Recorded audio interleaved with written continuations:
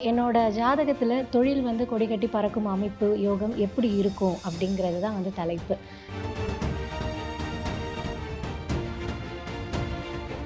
6ஆம் பாவத்துக்கும் வந்து செவ்வாய் பகவான் அதிபதியா ஆகுறதுனால, ஒரு தேடி வந்து ஒரு கடன் குடுக்குற ஒரு சூழல் ஏற்படலாம். அதேபோல பிரச்சனைகளும் தேடி வரக்கூடிய சூழலும் ஏற்படலாம்.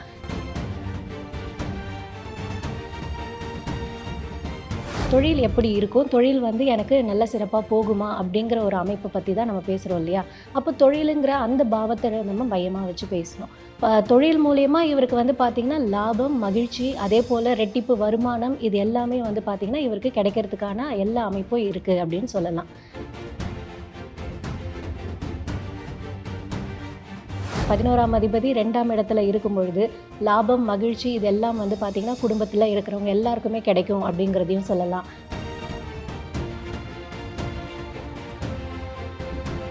8, 11 ஆதிபத்தியம் ஆகுது இல்லையா? புதன் பகவானுடைய வீடு. அப்போ எனக்கு வந்து பிரச்சனைகள் வந்து சேருமா? அப்டின்னா, கண்டிப்பா வந்து பிரச்சனைகள் ஒரு சில விஷயங்கள்ல வரதுக்கு கூடும். அதுவும் வந்து நண்பர்கள் மூலியமா வரதுக்கு வாய்ப்பு இருக்கு.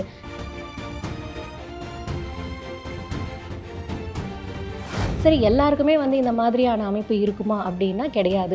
ஒவ்வொரு லக்னமும் ஒவ்வொரு 10 வருடத்திற்கும் மாறும்பொழுது, இந்த மாதிரியான விஷயங்கள் வந்து ஒவ்வொரு ஜாதகத்திற்கு ஏற்ப மாறக்கூடிய விஷயங்களா தான் இருக்கும்.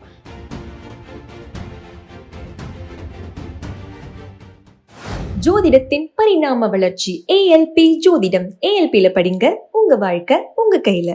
வணக்கம். நான் ஏஎல்பி ஜோதிடர் காயத்ரி. இன்னைக்கு பார்க்க போற தலைப்பு என்ன அப்டின்னா, என்னோட ஜாதகத்துல தொழில் வந்து கொடிகட்டி பறக்கும் அமைப்பு, யோகம் எப்படி இருக்கும்? அப்படிங்கிறது தான் வந்து தலைப்பு.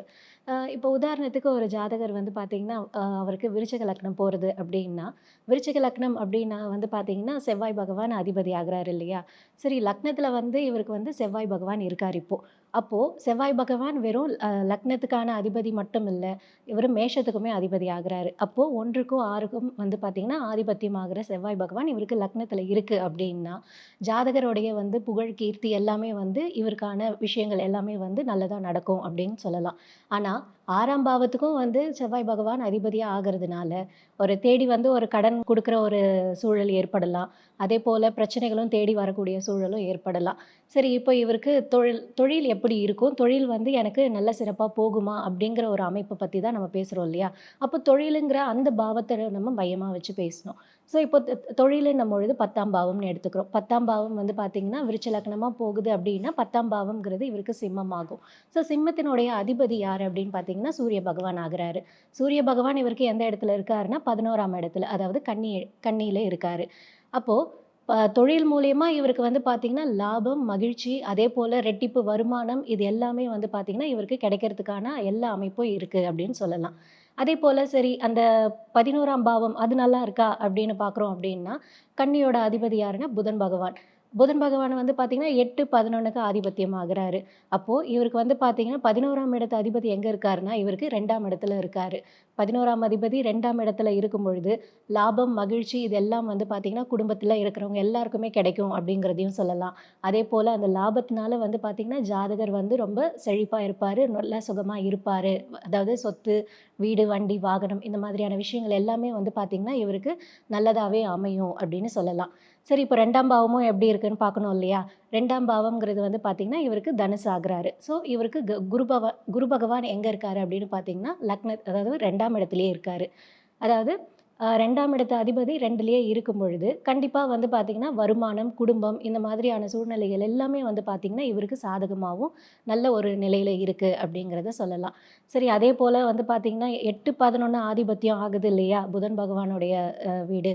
அப்போ எனக்கு வந்து பிரச்சனைகள் வந்து சேருமா? அப்டின்னா, கண்டிப்பா வந்து பிரச்சனைகள் ஒரு சில விஷயங்கள்ல வரதுக்கு கூடும். அதுவும் வந்து நண்பர்கள் மூலியமா வரதுக்கு வாய்ப்பு இருக்கு. இல்ல ஒரு வேள கூட்டு தொழில் பண்றாரு அப்டின்னா, அதன் மூலியமா கண்டிப்பா வரதுக்கான வாய்ப்புகள் கண்டிப்பா இருக்கும்.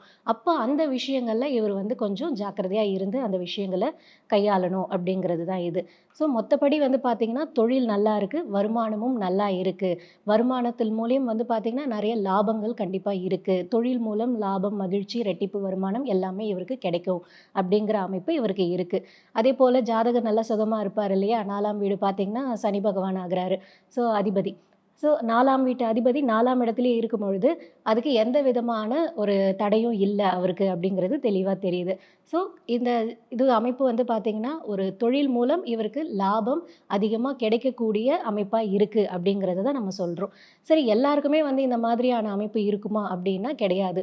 ஒவ்வொரு லக்னமும் ஒவ்வொரு 10 வருடத்திற்கும் மாறும் பொழுது, இந்த மாதிரியான விஷயங்கள் வந்து ஒவ்வொரு ஜாதகத்திற்கு ஏற்ப மாறக்கூடிய விஷயங்களா தான் இருக்கும்.